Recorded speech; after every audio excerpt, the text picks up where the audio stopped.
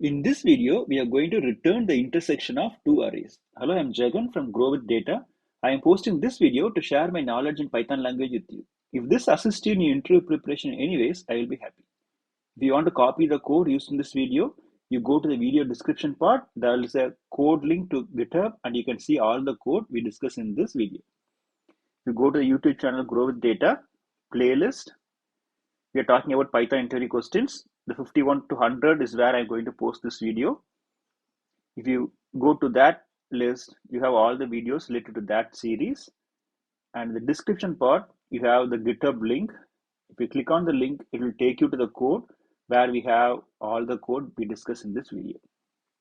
If you want to join the WhatsApp channel, you have the link here. You click on this link and you can join the Grow with Data WhatsApp channel. Great. Now, let's see the data and you can talk about the question in detail. We are given two sorted arrays of integer where the elements are unique to that array. That means the numbers are not duplicated. We are asked to find the intersection of arrays, that is the common integers between two arrays. You can see 3 and 11 exist in array 1 and array 2. So the output has to be, the output we have to show will be 3 and 11. So this is what we have to do. This is very simple. Basically, you can just get one element and check if they exist in the other element, right? So in this video, we are going to see the coding part as well as the time complexity of the code you are going to use. So the code might be simple, but the time complexity is going to be like O of n cube or n square, which is not going to be a linear code. So you can't use that code for a larger data set. So this is what you're going to address in this video. Let's see the basic code where the time complexity is not acceptable. Okay, fine. So this is our input data, array 1 and array 2. So what we do, create a function, grow with data, array 1 and array 2. So we have to assign a variable result where you're going to append all the elements which are common to array 1 and array 2. So I can go with one array. Okay, I go with A in A1. That means every element in A1, if that element in A2, right? If the element exists in the second array, then result dot append that element. Return result. So what we are doing here, we have two arrays. We take one array and we read every element of that array and we check if that exists in the second array. If that exists, then you append to the output variable. So the result will hold only those elements which exist in A1 as well as A2. So we got 3 and 11. So if you add 2 here, 1, 2, so 2 will be shown up here. Okay, so this is the easier way of doing it. But if you see this, what is the time complexity? You are reading one array completely, right? So that's going to be O of n. And for every element in A1, you are going to check if that exists in the A2. If n is the length of array 1 and m is the length of array 2, then the time complexity is going to be O of n into m. So every element in A1 is going to be checked in A2. So it's going to be one of the worst time complexities. Okay, so how will you address this? Let's assume the array is not sorted. Okay, so in this scenario, even the array is not sorted, this is going to be the same case. Let's see, the array is not sorted, like 17, 11, 107. So it's not in order. First, what we do, we start with the same process, create a function, and before that, you sort the array. A1 equal to sorted A1. A2 equal to sorted A2. So we sort the array into an ascending order. Now we have a variable as a result, and then two more variable, say I and j.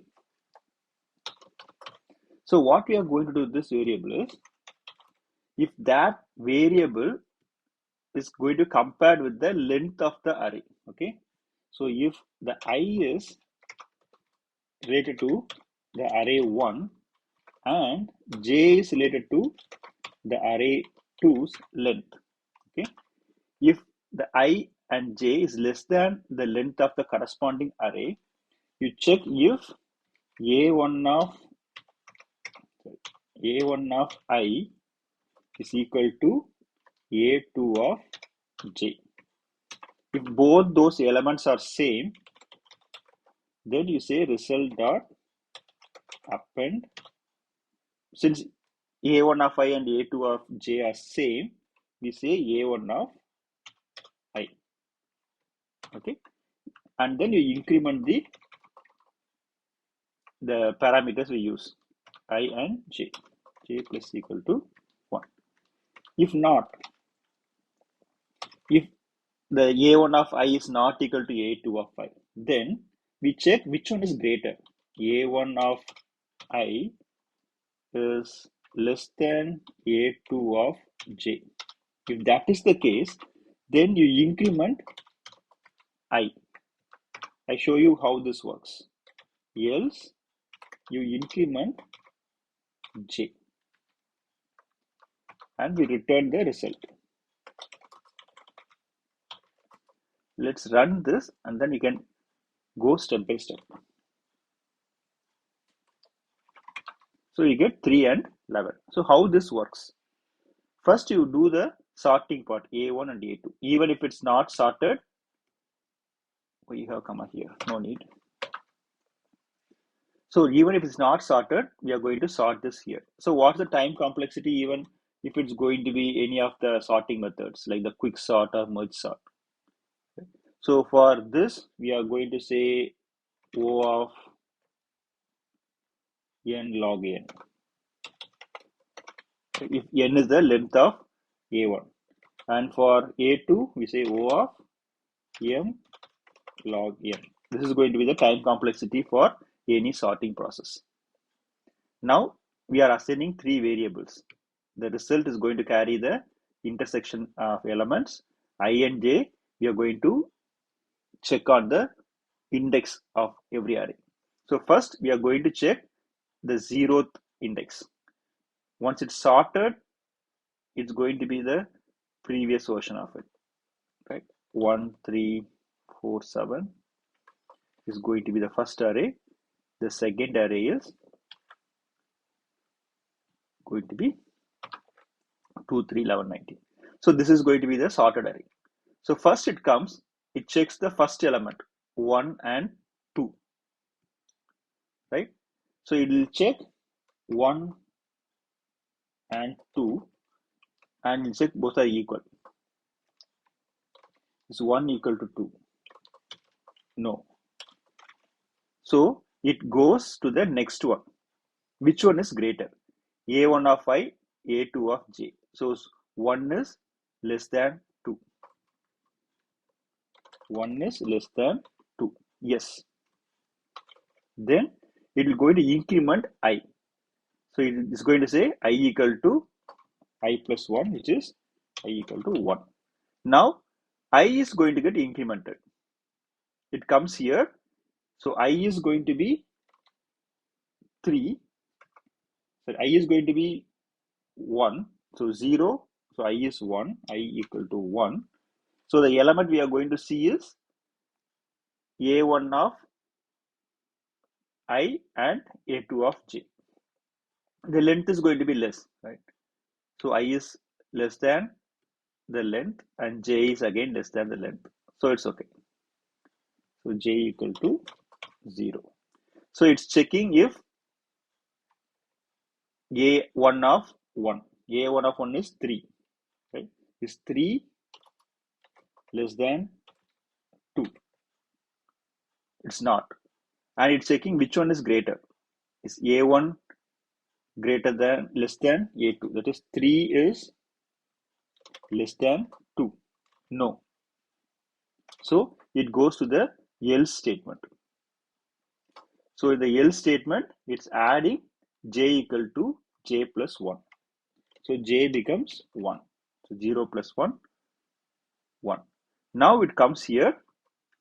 Now I equal to 1, j equal to 1. So now I equal to 1 points to 3, j equal to 1 points to 3. It's checking if a1 of 1 and a2 of 1 is equal. So 3 equal to 3. Yes. Now it's going to increment I and j after appending to the result. So here I equal to 2 now and j equal to 2. So the result parameter is going to check append 3. So again it goes here. It's going to check if the elements in that position is same. Based on which one is greater, we are going to move the cursor behind. So the 11 is going to match the next time. So the result is going to append 3 and 11. So other things are not going to match. So this is how it works. So when you see the time complexity part, you have O of n log n for sorting and m log m for sorting the second array. So what will happen when you check on the index position, right? So whichever is the minimum, right? The minimum length is going to decide how long you're going to scan the loop. So the third part, right? The third part is going to be O of minimum of n or m, whichever is minimum. So the overall time complexity is going to be O of n log n plus m log m plus minimum of m comma n. So this is going to be the time complexity for this while loop. So not the whole thing, the sorting and the while loop. Since the input array is sorted and the index are not repeated, so unique, right? So we can delete the sorting part and other indexes are going to be the same.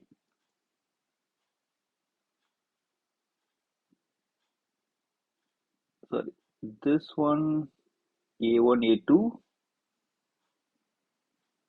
Oh, we have here. Okay.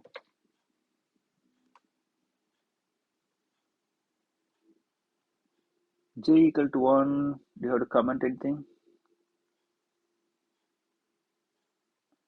Grow with data A1, A2.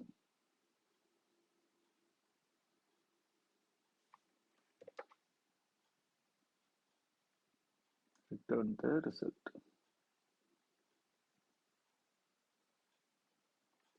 Let's see what's happening with the result.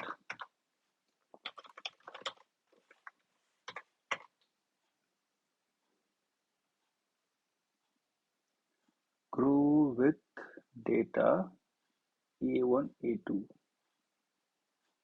Okay, it's not sorted, right? So that's why it's not showing up. My mistake. So we get the sorted part.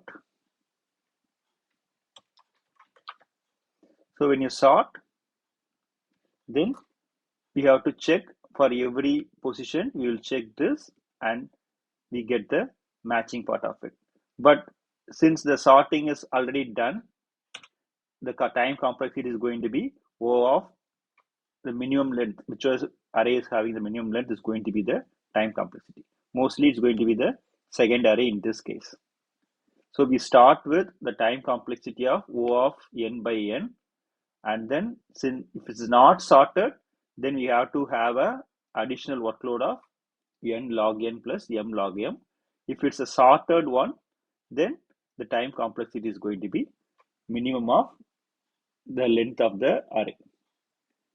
So if you are an interviewer, which one do you think the better code? The first version or the last version, right?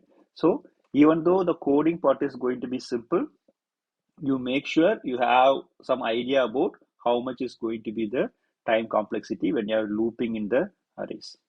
Hope you like this video and thanks for watching.